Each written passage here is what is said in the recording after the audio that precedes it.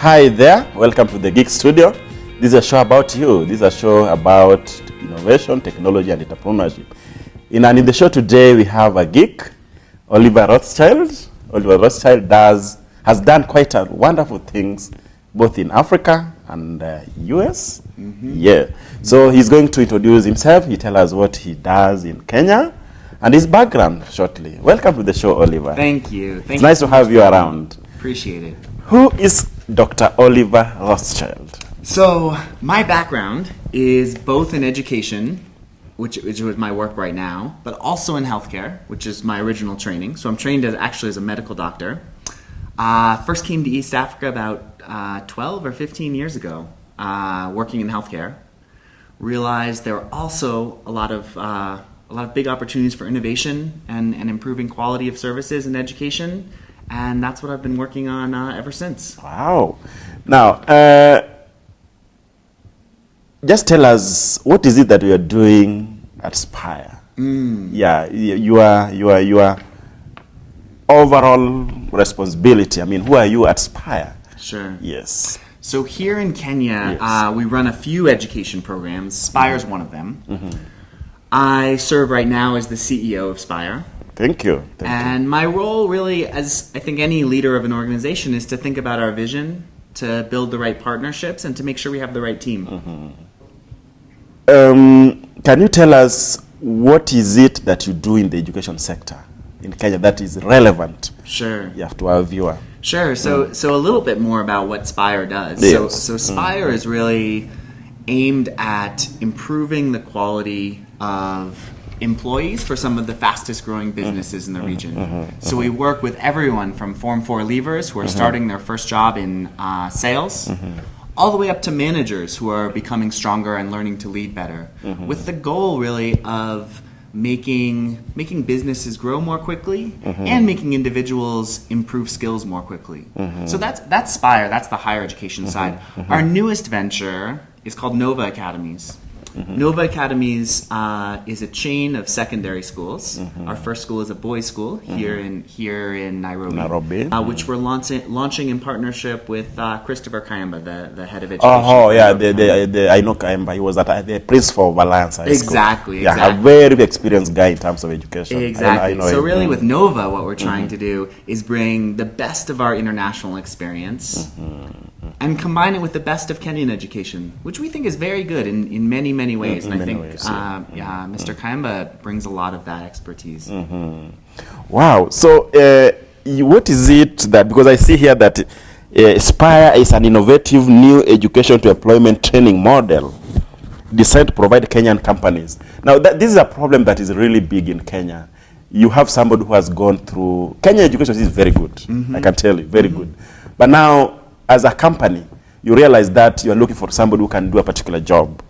And you get this somebody, but then you realize that the training was not good. What is that you are bringing that is different to what is already maybe the problem in terms of transitioning from college to the jobs, increasing the employability of your graduates? That's a great question. And I think I'd answer it with there are, I think, three things we're doing a bit differently than more traditional education. I think one thing is we start very concretely from what are exactly the skills that an employer needs.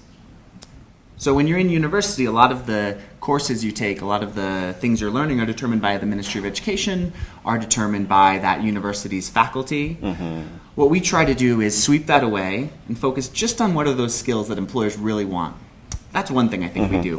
A second thing is we try to use technology in really creative and innovative ways to make sure we can deliver really strong, really practical education at a cost that makes sense for a student and for an employer. Technology, and that is all about the Geek Studio. Now, can you bring that class at Spire into the show and tell the viewers this is how our class look like? How have you? What kind of technology exists? What do you use exactly? Maybe you can say in teaching we use this, in doing this we use just a mention of, and then how it works. Yeah, please. So I think the core of what I'd say about technology and learning, and this is a bit. To disagree a bit with some of the experts, I don't believe that pure technology learning, pure online learning, works so well for so many people. I think about examples like Uber, which has just come to Nairobi, which I use to get here. You mean the Uber, just for the viewer out there, maybe they don't, the Uber taxi for the taxi? Yeah, exactly. The Uber is a technology service that helps Mm-hmm. you get a taxi very quickly. It's one of the biggest companies now in the United States, does all transportation. When I think about Uber, or when I think about M-Pesa, for example, they're technology solutions, but they primarily exist to make the interaction between two people work well. So when you use a smartphone to find a taxi, you might be using technology, but what you really want is a person. You want a driver to show up at your door, pick you up in a real car, not an online car, and take you somewhere. You know what I mean? I get you. So that's what we think about. That's how we use technology in our learning. We don't think it should replace teachers. We think teachers are a very crucial part of education. But if you use technology in the right ways, those teachers can be much more effective. I know you have a particular learning model. Now, when I met you last week at the iHub, you took us through a very, very good presentation, adaptive learning.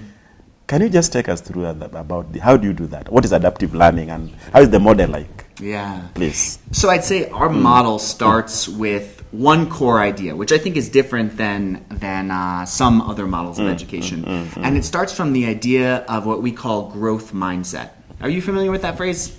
Me, yes, but the viewer? Sure. So to say a little bit more about what growth mindset means, the idea is there are two ways you can see your brain. Is it fixed? Is it stuck? Are you born with a certain brain and it's like that for your whole life?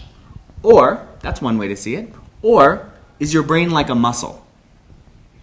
And if you lift heavy weights with your brain, if you think through difficult concepts, will it get stronger? And what we try to teach is that second mindset, that the way to get stronger, the way to improve a skill, the way to succeed in entrepreneurship, the way to build a business is to work that muscle. Train your brain. Exactly. Give it task to work, to crunch. Exactly. And what that means in practice, in our learning, is that we push our students very hard. And they fail often. A lot like a lot of startups, right? Wow. They fail often. Exactly. And if you believe, if you go to the gym, right, and you're lifting some weights, you don't go to the gym and you pick the smallest weight that you can lift easily. You pick a heavy weight, and maybe you lift it 3 times, 4 times, and then you fail. Yeah. That's our model of learning. We try to challenge our students the same way we try to challenge employees on the job with our corporate learning programs. So they're lifting heavy weights, and they're actually improving their skills through practice. What can you say about your graduates? Are they employable? So we've done a number of different programs. I think in terms of employability, one of our core programs has been taking unemployed Form 4 leavers or unemployed university graduates through a boot camp program to get them employable. And within 6 months of graduation from our program, about 90% of those graduates, all of whom were unemployed coming in, had job offers. And from some of the top companies. A few from KPMG, a few from M-Copa Solar, a growing energy company, across the board from leading companies. Wow, you've just mentioned M-Copa, and when I was scrolling through your website, I see that there's some project that you do. And maybe people out there don't know. I mean, for the benefit of the viewer, there's something you did with the 7Cs technology, Java House, M-Copa. Very shortly, how do you do this? Is it inside innovation, or do you hire? I mean, what I'm asking is that there's an innovator out there, somebody who is writing code, like me, and then want to be part of that. Because this show is about empowering, inspiring the youth there. Sure. Now, how do you do this project? You have in-house developers, or you send adverts so that people can come and apply, or Yeah, so for some of our programs, we allow just anyone to apply. For our programs in partnership with those companies, typically what happens is a CEO of a fast-growing company, maybe it's Mike Machari at 7Cs, maybe it's Kevin Ashley at Java House, says, our business is growing so fast, our talent is not keeping up. They bring in Spire and they say, look, help us build really an employer-based university. so that as we grow as a company, our staff can grow as well. One of the things we've started doing recently is working with smaller and smaller startups. Because if you're thinking about a fast growth company where talent is important, I think tech startups are one of the most crucial areas to address.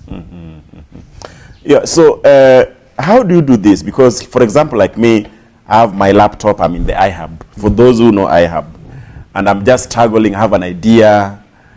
Do you have an agenda for getting these people? Like, for example, like Google has got a platform for doing APIs, using the APIs.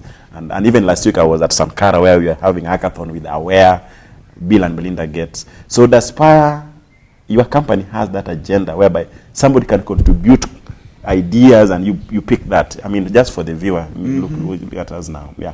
We do have a number of ways we engage with people and get ideas at events like at the iHub. For Nova Academies, we have a number of open houses. If you go to a novaacademies.com. Oh, that's the bit I really wanted. Exactly. We invite innovators, students who are thinking about secondary school, young students who are thinking about secondary schools and their parents, but also innovators like yourself to really share ideas about the future of education that can inform our model. Wow. Now, we need to break for a while, but very shortly, where are you located? Where, if I were to come and, visit you, where is Spire? So Spire is based on Wood Gardens Avenue, just off Wood Avenue near Yaya Center. But our new secondary school, our new campus, is going to be in Kikuyu. That's the Nova Academies? Exactly. Nova Academies is going to be located in Kikuyu, just next to the Alliance campus, Alliance High School's Alliance campus. High School. I know there. Wow, we need to break for a while. Now, it has been good having Dr. Oliver Rothschild. Rothschild has got a program for just the way he has mentioned to you. And when we come back, he'll take us through what agenda does he have for you as a graduate of high school, a graduate of university, somebody just sitting there who thinks that there's nothing that he can do. So in the next, when we come back from the break, Dr. Oliver will take us through that and many more.